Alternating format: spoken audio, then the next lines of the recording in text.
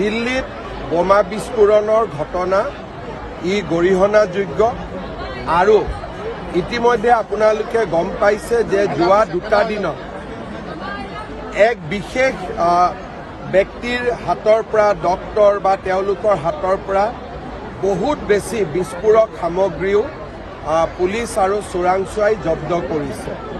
Definitely ডাঙৰ design এটা আছিলে।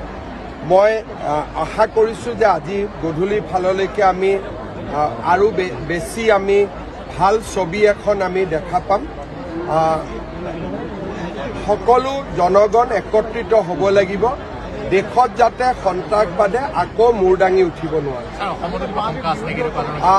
অসমত যোৱাকালি পেহেলগামৰ ঘটনাৰ পিছত আৰু যোৱাকালিও আমি দেখিছোঁ যে ফেচবুকত একাংশ লোকে এই ঘটনাটোক হয় আদৰণি যোগাই জনাইছে, নহ'লে খুব ফূৰ্তিৰে তেওঁলোকে কিছুমান ইমজি পোষ্ট কৰিছে। তাৰমানে এইসকল ব্যক্তিয়ে সন্ত্ৰাসবাদক সমৰ্থন কৰে। এইসকল ব্যক্তিৰ আমি বেকগ্ৰাউণ্ড চেকিং কৰি আছোঁ যোৱাকালি ৰাতিৰ পৰা, আৰু প্ৰয়োজন হ'লে কিছু ব্যক্তিক আমি এৰেষ্টো কৰিম। কাৰণ অসমত যাতে সন্ত্ৰাসবাদে কোনো কাৰণতে মূৰ দাঙি উঠিব নোৱাৰে আৰু তেওঁলোকে উৎসাহো যাতে পাব নোৱাৰে, তাৰ কাৰণে আমি কঠোৰ হ'বই লাগিব। যোৱাকালিৰ পৰা আমি লক্ষ্য কৰিছোঁ যে এছাম লোকে বিৰাট ফূৰ্তি পাইছে, আৰু যদি সন্ত্ৰাসবাদ আক্ৰমণত মানুহ মৃত্যুৰ পিছত কোনোবাই যদি ফূৰ্তি পাব পাৰে, তাৰমানে তেওঁলোকেও সন্ত্ৰাসবাদক প্ৰত্যক্ষ বা পৰোক্ষভাৱে সমৰ্থন কৰে। মই ইতিমধ্যে ডিজিপিক নিৰ্দেশ দিছোঁ যে এইবিলাক চেক কৰিব লাগে, কোন মানুহ ক'ৰ মানুহ, যদি অসমৰ হয় আমি তেওঁলোকক গ্ৰেপ্তাৰ কৰিব লাগে। দিল্লীত বোমা বিস্ফোৰণৰ ঘটনা ই গৰিহণাযোগ্য আৰু ইতিমধ্যে আপোনালোকে গম পাইছে যে যোৱা দুটা দিনত এক বিশেষ ব্যক্তিৰ হাতৰ পৰা ডক্টৰ বা তেওঁলোকৰ হাতৰ পৰা বহুত বেছি বিস্ফোৰক সামগ্ৰীও পুলিচ আৰু চোৰাংচোৱাই জব্দ কৰিছে।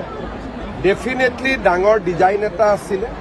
মই আশা কৰিছোঁ যে আজি গধূলি ফাললৈকে আমি আৰু বেছি আমি ভাল ছবি এখন আমি দেখা পাম। সকলো জনগণ একত্ৰিত হ'ব লাগিব দেশত যাতে সন্ত্ৰাসবাদে আকৌ মূৰ দাঙি উঠিব নোৱাৰে।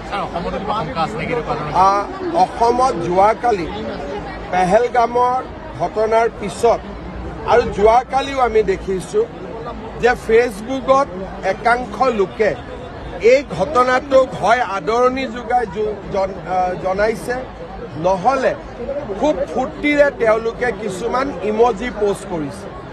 তাৰমানে এইসকল ব্যক্তিয়ে সন্ত্ৰাসবাদক সমৰ্থন কৰে। এইসকল ব্যক্তিৰ আমি বেকগ্ৰাউণ্ড চেকিং কৰি আছোঁ যোৱাকালি ৰাতিৰ পৰা, আৰু প্ৰয়োজন হ'লে কিছু ব্যক্তিক আমি এৰেষ্টো কৰিম।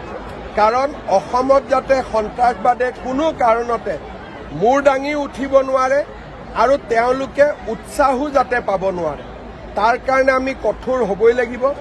যোৱাকালিৰ পৰা আমি লক্ষ্য কৰিছোঁ যে এছাম লোকে বিৰাট ফূৰ্তি পাইছে, আৰু যদি সন্ত্ৰাসবাদ আক্ৰমণত মানুহ মৃত্যুৰ পিছত কোনোবাই যদি ফূৰ্তি পাব পাৰে, তাৰমানে তেওঁলোকেও সন্ত্ৰাসবাদক প্ৰত্যক্ষ বা পৰোক্ষভাৱে সমৰ্থন কৰে। মই ইতিমধ্যে ডিজিপিক নিৰ্দেশ দিছোঁ যে এইবিলাক চেক কৰিব লাগে, কোন মানুহ ক'ৰ মানুহ, যদি অসমৰ হয় আমি তেওঁলোকক গ্ৰেপ্তাৰ কৰিব লাগে।